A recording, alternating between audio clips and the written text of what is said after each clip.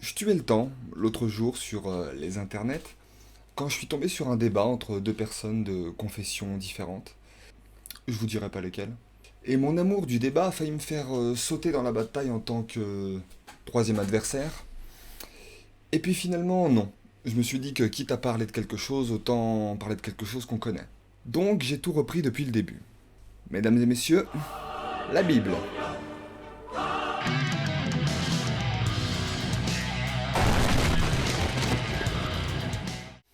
La Bible est-elle incohérente? Alors j'avais déjà lu ce best-seller il y a longtemps, mais je vous avoue que c'était pas vraiment frais dans ma tête. Alors quelle ne fut pas ma surprise lorsque j'ai découvert une incohérence dès le début, dans la Genèse.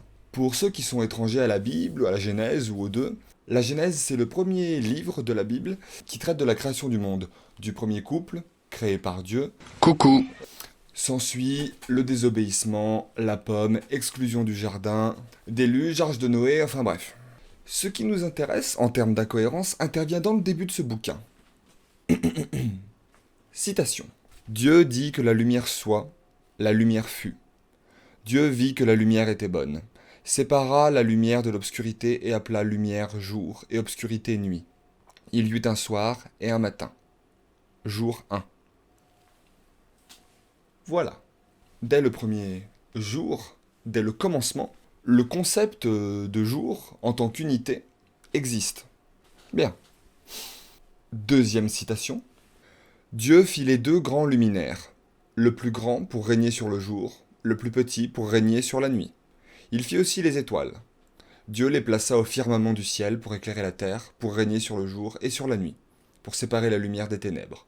Ce fut le quatrième jour. Donc là, on apprend que le soleil et la lune sont créés seulement le quatrième jour.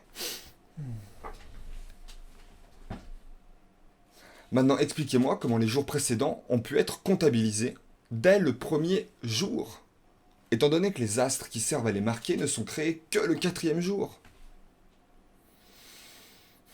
Pour rappel, un jour, c'est égal à 24 heures, c'est le temps que met la Terre pour effectuer une rotation complète sur elle-même, créant ainsi le cycle jour-nuit. Ici, c'est pas tant une critique de la religion, mais plutôt une critique du matériel de base, sur lequel s'appuie cette religion. Pour rentrer dans une histoire, dans un univers, il faut en accepter les codes. La Terre créée par Dieu? Ok. Les océans, les animaux qui apparaissent d'un claquement de doigts? Ok. Mais là, la Genèse brise ses propres règles. En parlant de jour, dès le commencement, alors que le jour lui-même, en tant qu'unité de temps, n'est créé que le quatrième jour, puisqu'il est défini lui-même par le soleil. Sans soleil, pas de jour. Après, je respecte les personnes croyantes. Mais pour moi qui ai toujours regardé la religion d'un œil un peu circonspect, ce genre d'incohérence, ça fait même pas une bonne histoire à lire. Alors pour ce qui est d'être converti, à croire que c'est les auteurs de la saison 8 de Game of Thrones qui ont écrit la Genèse.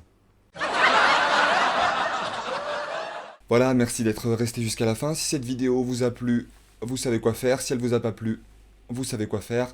Dans tous les cas, n'hésitez pas à réagir dans les commentaires s'il y a un théologue, théologiste, un spécialiste des religions, que sais-je, qui passe dans les commentaires, qu'il n'hésite pas à étaler sa science, c'est fait pour ça. Et quoi qu'il arrive, n'hésitez pas à réagir dans les commentaires, histoire de rendre le débat vivant. Quant à moi, je vous dis au revoir.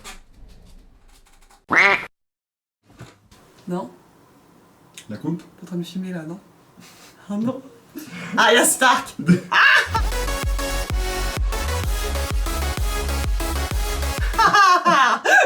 Tu passes au making of? Non! Si, y a pas